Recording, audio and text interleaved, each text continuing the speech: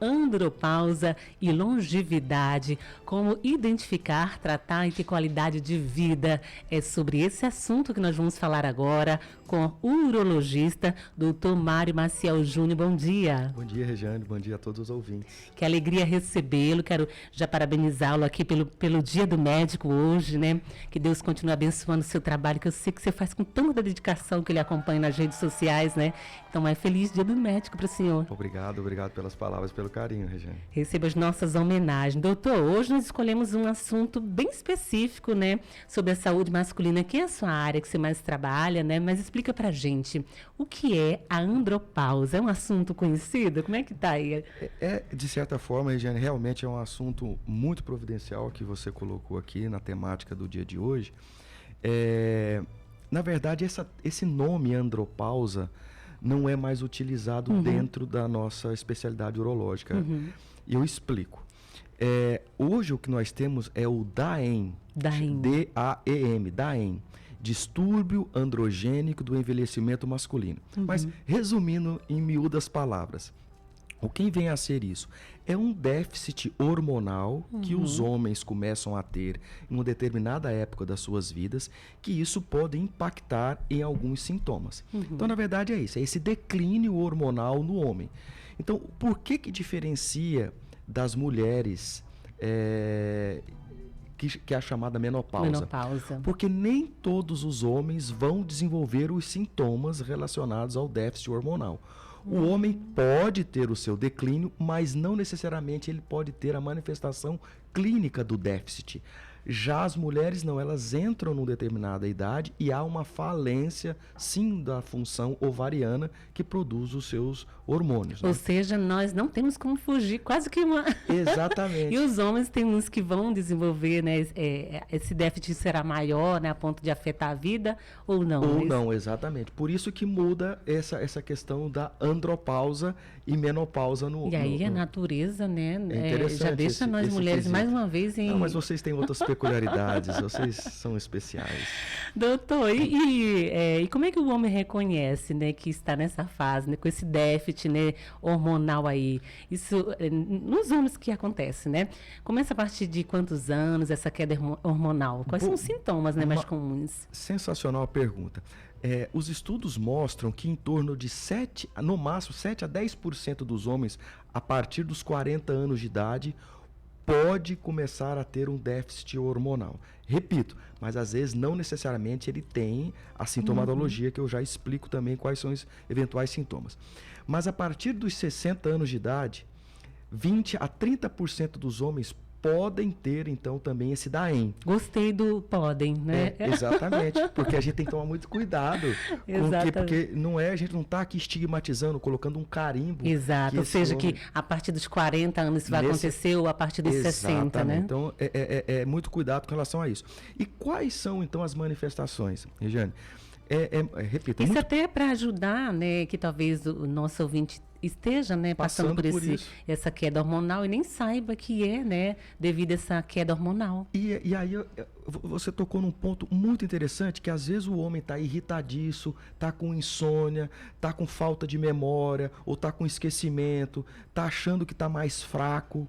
E às vezes ele tem uma pequena percepção, mas o seu entorno, as pessoas começam a notar mais isso, inclusive dentro de casa, ou às vezes no trabalho. E esse homem começa a ter essas percepções não de forma muito aguçada, e as pessoas de fora aí podem sugerir uma visita no médico urologista para de repente então dosar os seus hormônios e aí sim fazer um tratamento complementar.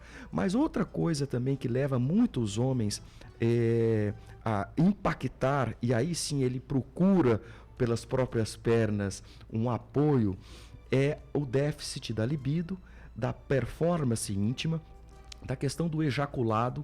Tudo isso relacionado com a sua parte sexual faz com que aí sim ele tome medidas. Ou seja, é o motivo mais forte que pode ser que leve ele à busca de ajuda profissional. Eu diria que talvez isso seja o número 1. Poxa. E os outros dados que são aí, digamos, indiretos, de massa muscular, massa óssea, até uma fratura ou alguma coisa de irritabilidade, ou repito, aquela força, a questão do suor dele, isso faz com que seja um dado indireto, mas que também faz parte de todo esse conglomerado de sintomas. Mas que não é levado em conta. Que não é levado em conta. Então ele não tem essa noção. Ele acha que a déficit hormonal dele está intimamente relacionado com a parte íntima, e que não é uma verdade.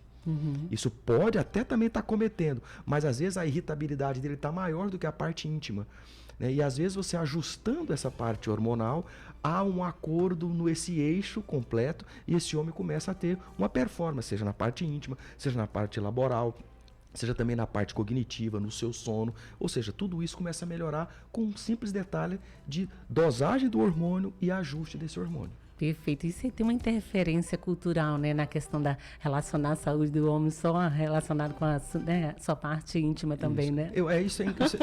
Você falou uma coisa interessante, que a gente chama da genitalização da Só saúde isso, do homem. O homem apenas parece que está resumido ao seu órgão. Só o seu órgão genital. Infelizmente, não é a realidade que a gente... Mas o objetivo do quadro aqui, com a presença do Dr. Mário, né, todos os meses, é justamente trazer, né, informações relevantes que traga, né, uma educação, uma valorização do cuidado do homem mesmo, né, com a saúde que geralmente é negligenciada, ou só busca ajuda quando já está numa situação mais avançada, né, doutor? Eu acho que medidas como essa que você abre no seu canal aqui, Regiane, de forma jogar luzes nessa escuridão que ainda permeia a mentalidade masculina, né? Eu acho que isso a gente pode resgatar muitos homens de cuidar de si, melhorar inclusive as suas famílias, as suas atividades de trabalho com apenas informações. Perfeito. E aí, para aquele homem que já percebeu, já conseguiu identificar aqui com as nossas orientações aqui, aliás, com as informações, já conseguiu identificar alguns sintomas que podem estar relacionados aí com a queda hormonal, doutor? Como é que é feito o tratamento, né? Esse homem também faz reposição hormonal como as mulheres ou não? Como é que se dá isso? Sim. Isso eu diria que é a grande vedete, inclusive, do momento, porque as informações estão chegando de forma muito mais rápida nesse homem. Esse homem tem buscado, então, também um ajuste precoce. Então, a partir do momento que ele tem as queixas, isso a gente avalia, Regina, através de um questionário que a ciência, assim, nos baliza. A gente tem questionário que a gente dá notas, questionário de sim ou não. Existem vários questionários que aí, a partir dali, a gente tem com maior clareza se esse homem está ou não com DAEM, com déficit distúrbio androgênico do envelhecimento masculino, né? Então, a partir daí, a gente faz a avaliação laboratorial. Então, isso vai confirmar. Então, os sintomas somado com a parte laboratorial é igual ao tratamento. Aí sim, há prescrição de hormônios específicos para aquele caso. Então, hoje existem inúmeras modalidades dentro do arsenal do urologista. A gente usa desde injeções, que pode ser a cada quinzena, pode ser a cada trimestre, pode ser a cada mensal, pode passar cremes no corpo, PETs, adesivos também, e inclusive tem implantes hormonais também, que é feito também em homens. Então, não só as mulheres fazem implante, mas os homens também, é factível essa modalidade dentro hoje da urologia. Então, desde o diagnóstico até o tratamento, né, exige, né, uma personalização assim, do atendimento, né? Cada pessoa, né, tem que ser avaliada ali, porque às vezes a gente percebe em alguns comerciais de TV, por exemplo, às vezes destinam um certo remédio para essa disfunção erétil do homem, para isso, e pensa que ele funciona para todo mundo, né? Isso é que é o grande problema, porque às vezes, ou inclusive o homem acha, esse remédio não serve para mim, ou ele vai num determinado profissional que prescreve para ele, então eu prescrevi, e aí ele acaba de forma de querer ajudar o outro colega que está passando pela mesma problemática, ele acaba então assim, usa do meu, ou faz isso, vai na farmácia, compra. Isso é um equívoco muito grande, você pode estar causando um dano maior para esse paciente. Ao passo que quando nós prescrevemos... Pode prejudicar a saúde e até levar à morte, doutor. A gente já ouviu casos aí de homens, né, que morrem após o uso, né, de remédios, né, nesse sentido. Exatamente. E quando a gente fala de hormônio, existem critérios muito clássicos de contraindicação. Exatamente. Então, quando nós estamos falando aqui... Da mesma forma que pode trazer benefícios, pode trazer prejuízos, né, para a saúde. Por exemplo, só um homem que tem, por exemplo, apneia do sono, que ronca, homens que têm um excesso de hemoglobina no sangue, Homens que estão com câncer de próstata e nem sabem. Problema de mama também, nos homens, que o homem também pode ter essa problemática, você acaba piorando, causando um dano nesse homem. Causando, por exemplo, tromboses, acelerando o processo de disseminação do tumor nesse homem. Ou seja, por isso que há a necessidade de uma avaliação prévia antes da prescrição e utilização da terapia de reposição hormonal. Então, eu digo assim, a forma recreativa de hormônios, ela não é muito bem-vinda aos olhos da ciência.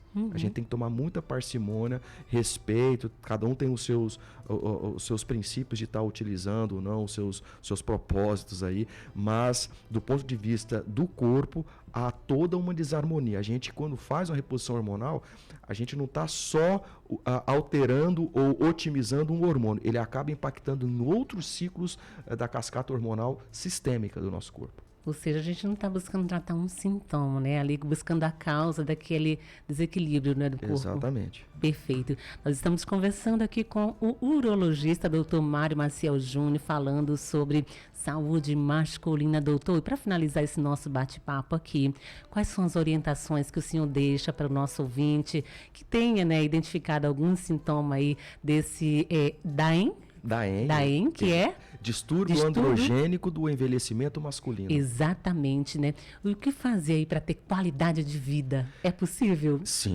lógico. Quando a gente fala de qualidade de vida, né, Regiana, a gente tem que pensar em vários pontos. Não é só exclusivamente a parte hormonal. O dormir bem, ter pensamentos otimistas, estar cercado de coisas, de ambientes saudáveis, ambientes limpos. A higiene começa pela boca, do que a gente alimenta, do que a gente profere, do que a gente não pode ser um chicote na nossa língua, né? A gente tem que ser doce com as nossas palavras, porque tudo isso leva toxicidade para as nossas células. Então a pessoa às vezes está cuidando só de um requisito que é a parte hormonal, mas às vezes ela está com distúrbio intestinal, está com distúrbios do sono, está com estresse psicoemocional, e isso não vai resolver exclusivamente por um implante hormonal ou por uma reposição hormonal. Por isso que é o que a gente fala sempre aqui, quando nós temos a oportunidade de estar ao seu lado, a gente pensar 360 graus, pensar na saúde integrativa, do meio ambiente, do corpo físico, sim, mas do corpo energético, espiritual, do corpo psicoemocional.